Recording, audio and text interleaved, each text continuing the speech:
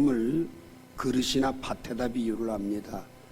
그 그릇이나 밭에 비유하는 내용들을 보게 되면 디모데후서 2장 20절 이하에 보게 되면 그릇이라고 하는 건 어떤 재질로 만들어졌느냐에 따라서 그 그릇이 좌우되기도 합니다.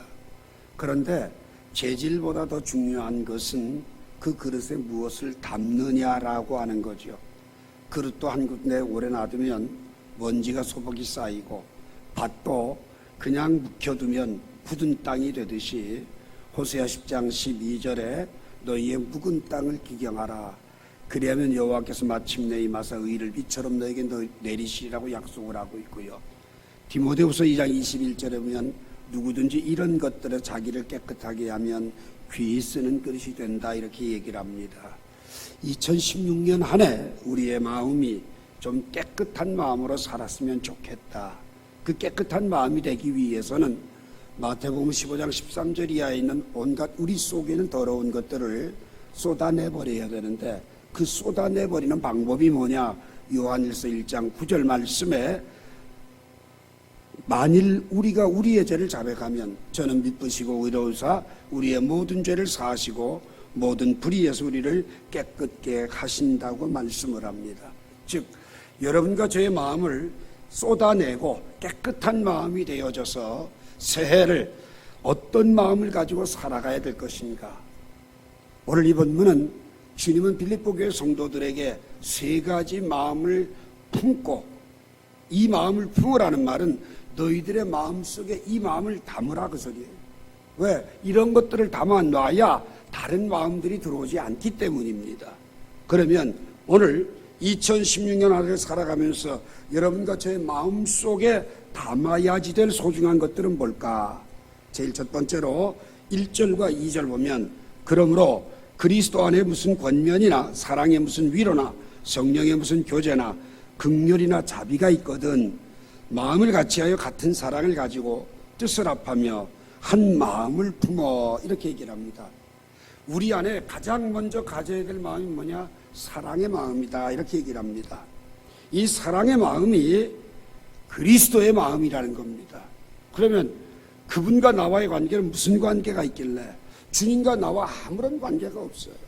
그런데 주님은 여러분과 저의 죄를 대속하기 위해서 사랑한다는 한 가지 이유 때문에 십자가에 못 박혀 죽으시고 돌아가셨다는 사실입니다.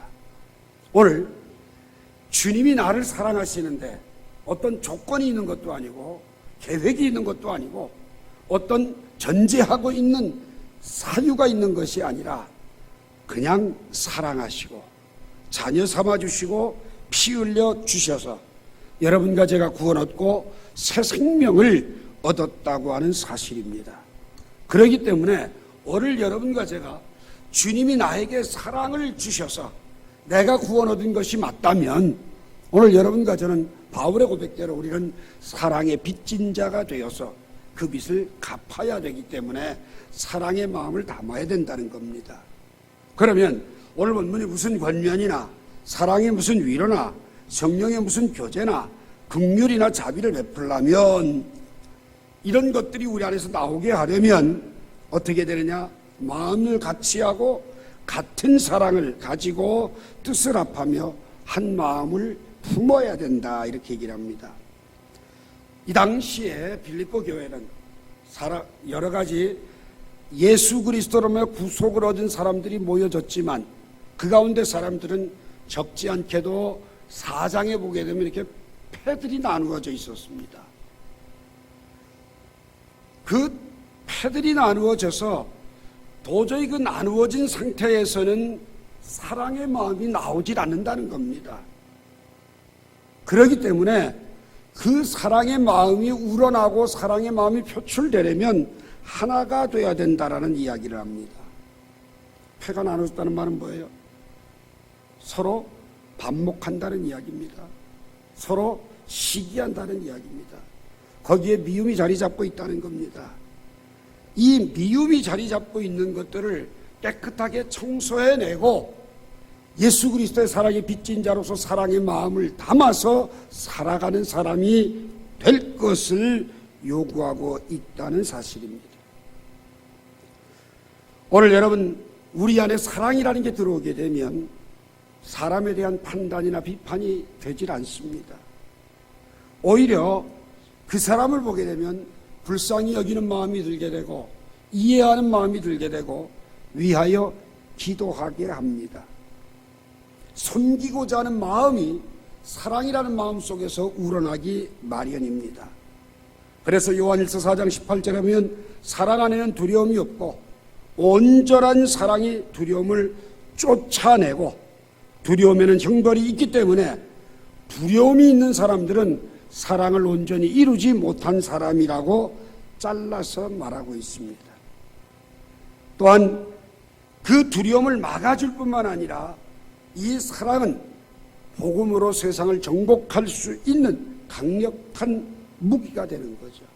예수님이 이 땅에 오셔서 온 세계를 복음으로 편만하게 하실 때에 딱 한 가지 사랑으로 하셨습니다. 그 사랑의 강력한 무기가 오늘 모든 인류를 구원에 이르게 하고 있다는 사실입니다. 사랑을 품은 사람은 불행하지 않습니다. 미움을 품은 사람은 불행합니다. 사랑을 품는 사람은 빈부귀천이 없습니다. 부자도 품을 수 있는 게 사랑이고 가난한 사람도 품을 수 있는 게 사랑이기 때문입니다. 그러므로 이러한 사랑의 마음을 가진 사람은 영혼을 사랑하게 되고 생명을 사랑하게 되고 이러한 사랑의 마음을 가진 사람들은 다른 사람들에게 유익을 주는 존재가 된다고 하는 사실입니다. 한 가지 여러분 기억하십시오. 이 사랑이 내 마음을 움직이게 되면 감정의 기복이 심하지 않습니다. 이 사랑이 내 마음에 있는 사람은 어떤 상황에서도 흔들리질 않습니다. 예수님이 십자가를 통하여서 완성하신 그 거룩한 사랑 앞에, 영혼을 구원하고 영혼을 살리는 그 사랑 앞에 우리가 그 사랑을 품고 있다면, 2016년 하늘에 그 마음을 품고 살아간다면 우리는 어떤 것도 흔들림 없이 하나님의 사람들, 하나님의 사랑으로 하나님의 나라를 세워가는 일에 부족함이 없을 줄로 확신합니다. 두 번째로 2016년을 살아가면서 여러분과 저의 마음속에 품어야 될 마음은 뭐냐? 3절 봅시다. 아무 일에든지 다툼이나 허용으로 하지 말고 오직 겸손한 마음으로 각각 자기보다 남을 낮게 여기고 각각 자기 일을 돌볼 뿐더러 또한 각각 다른 사람의 일을 돌보아 나의 기쁨을 충만하게 하라. 사실 사람들이 모인 곳에는 경쟁력이라고 하는 게 봉헌이 되죠. 경쟁을 하기 마련이에요. 이 경쟁이 과도하다 보면 다툼이 생겨지게 되고 또 내면에 들어가다 보면 허용으로 하는 경우도 있어요. 진심이 아닌 포장된 위선으로 어떤 일들을 이루어갈 때가 있다는 거죠. 그러면 이런 다툼과 허용이 왜 생기느냐? 겸손한 마음이 없기 때문이라는 거예요. 겸손함이 없기 때문이라는 거예요. 그럼 겸손함이라고 하는 건 뭐냐? 다른 사람을 나보다 더 높이 여기는 게 겸손이에요. 그리고 자기를 돌아보고 자기를 먼저 돌아보고 남을 돌보는 것. 그 무슨 말인고 하니 어떤 문제를 보았을 때 나는 저런 일들에 문제가 있지는 않는가를 점검해보고 내 자신에게 부끄러움이 없을 때에 가서 연약한 자를 도와 세워가는 것, 그것이 바로 겸손이라는 거죠. 예수님이 겸손을 또 다른 표현으로 온유라고도 말씀을 합니다. 잠언 15장 1절에 보면 유순한 대답은 분노를 쉬게 하여도 과격한 말은 너를 격동한다고 말씀합니다. 오늘 여러분과 제가 마음이 온유하면 절대로 격동하는 법이 없어요. 격한 감정을 느끼게 하는 것은 온유를 잃어버렸기 때문에 그래요. 온유라고 하는 말의 반대 단어로 가장 설명하기 쉬운 표현이 혈기입니다. 여기 있는 사람 가운데 혈기 없는 사람들이 어디 있겠어요? 그런데 예수 그리스도의 마음인 온유를 가슴에 담게 되면 혈기가 없어지죠. 분노와 격정이 없어져 버려요. 그리고 겸손함으로 평안을 누리게 된다는 거죠. 마태복음 5장 5절에 온유한 자는 복이 있나니 그들이 땅을 기업으로 받을 것이미요 라고 말씀을 하고 있어요. 마태복음 11장 29절에서 나는 마음이 온유하고 겸손하니 나의 멍에를 메고 내게 배우라 그리하면 너희가 쉼을 얻으리라고 말씀하고 있어요. 그러면 온유라고 하는 건 어디에서 본질적으로 나타나느냐는 거죠. 디모데후서 2장 25절에 보면 나를 거역하는 사람, 나를 향해서 지나치게 반대하고 나를 험담하고 나를 모함하고 나에게 악평을 하는 사람들을 대하여서 분노하거나 격정이 일어나게 되면 그 사람은 온유함을 잃어버린 사람이에요. 그래서 디모데후서 2장 25절에서 뭐라고 얘기하느냐? 거역하는 자를 온유함으로 훈계하라 이렇게 말하고 있어요. 온유함이라고 하는 건 마음의 분노를 쉬게 하고 격정을 가라앉히고 그 격정을 가라앉혀야만이 다른 사람에게 불쾌감을 주는 일이 없게 된다는 겁니다.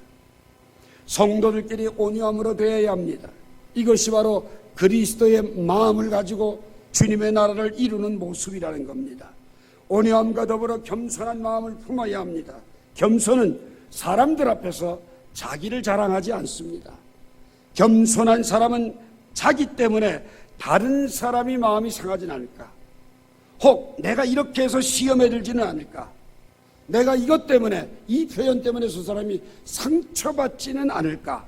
더 생각하고 그것을 먼저 진단해 보는 것이 바로 자기를 돌아보는 거예요. 그리고 난 뒤에 조심스럽게 다른 사람의 일을 돌보는 것, 그것을 바로 오늘 본문에서는 예수 그리스도의 마음이라고 얘기를 합니다. 미국의 초기 대통령인 조지 워싱턴 대통령 때에 모든 지역을 이렇게 시찰을 하고 있는데 한 지역에 갔더니 아주 큰 무거운 통나무를 9명이 낑낑 매면서 그걸 운반을 못해서 애를 먹는 거예요. 조금만 더 오면 저게 운반이 되겠는데 떡 서서 뒷짐지고 쳐다보고 있는 감독관은 소리만 지르고 도움이 안 되는 거예요. 그걸 보고 있던 워싱턴 대통령이 옷을 탁 벗어 제끼면서 가서 영차 하면서 그 무거운 걸 운반을 했어요. 그래 운반을 하고 난 뒤에 서 있는 멀쑥 같은 감독관에게 당신은 왜 함께 힘을 모으지 않느냐 하고 물었더니만 나는 감독관이라서 그렇다 이렇게 대답을 하는 거예요. 그 옷을 입으면서 대통령이 명함을 주면서 이런 일이 있을 때 다음에 또 필요하면 나를 불러라. 명함을 딱 보니 대통령이 얼마나 당황하고 얼마나 힘들어했던지 그 사실을 잊지 못하고 워싱턴의 회고록에 보면 그 내용들이 기록되어져 있는 것을 보게 됩니다.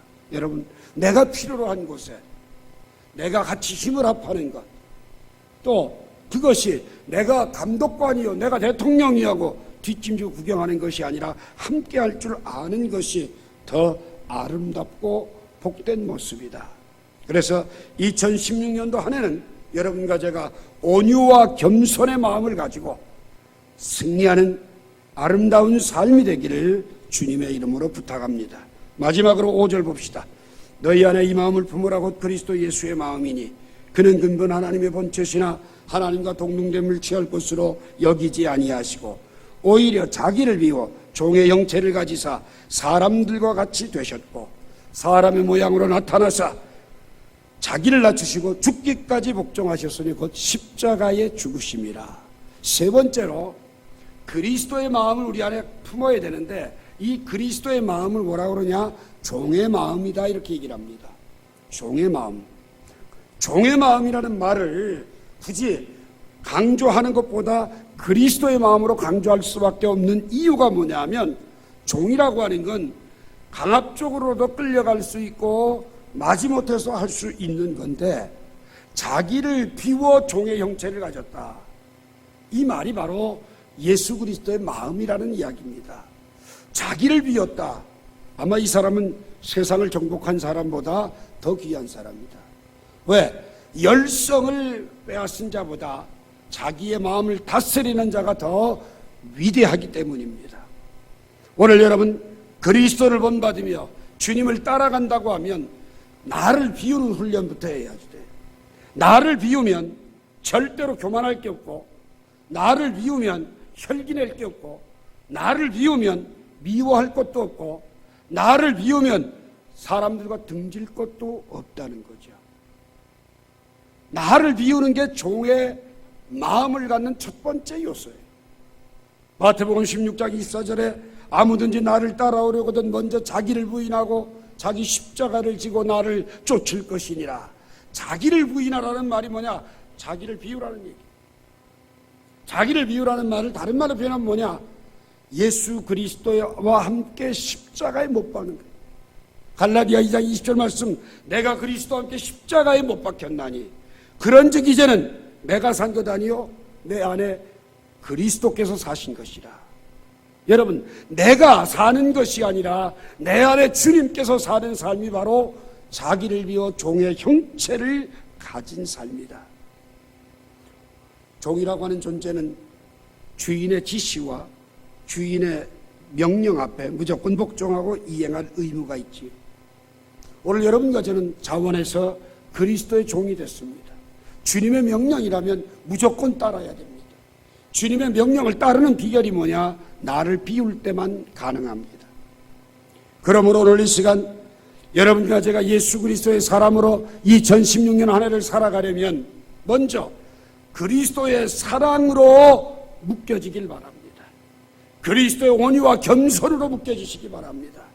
그리스도의 자기를 비워 종의 형체를 가지고 죽기까지 복종하셨던 그 아름다운 삶을 내 사명으로 여기고 하나님의 은혜 가운데 살아가는 삶이 되어지시기를 간절히 부탁을 드립니다. 여러분과 제가 이 땅을 살면서 정말 하나님 앞에 나를 비워 죽기까지 복종하는 예수 그리스도의 종이 된다면 그 사람의 삶은 기쁨 충만할 것이요, 감사가 넘칠 것이요, 성령의 인도함을 받을 것이요, 찬송이 끊어지지 아니할 것입니다. 그런데 여러분과 제가 이 땅에 살아가면서 이 세 가지 마음을 내 안에 품지 않게 되면 우리 안에 뭐가 들어옵니까? 죄가 들어옵니다. 욕심이 들어옵니다. 부정한 생각이 들어옵니다. 악한 마음들이 들어옵니다. 불의를 품게 됩니다. 미움을 품게 됩니다. 여러분, 그리스도인으로서 담아서는 안 될 것들을 우리 안에 담게 된다면 우리 인생은 2016년도도 신앙생활이 흔들리고 무너지는 안타까운 모습으로 살아가게 될 것입니다. 그러나 오늘 2016년 새해를 맞이하면서 예수님의 마음, 왜 예수님이 이 마음 품으라고 그랬을까? 이 마음을 품는 것이 내가 행복해지는 길이기 때문에, 내가 생명의 길을 걷기 때문에 그 마음을 품어야만이 내가 그리스도의 향기가 될 수 있기 때문에 여러분과 제게 사랑의 빚진 자로서 사랑의 마음을 가지고 또한 이전의 교만과 혈기의 사람이 변하여 온유와 겸손한 마음을 가지고 또한 나를 비워서, 나를 앞세우지 말고 나를 비워서 종의 형체를 가진 그리스도의 마음으로 한 걸음 한 걸음 승리해 나가는 믿음의 역사들을 이루게 되시기를 주님의 이름으로 부탁합니다. 기도하겠습니다. 귀하신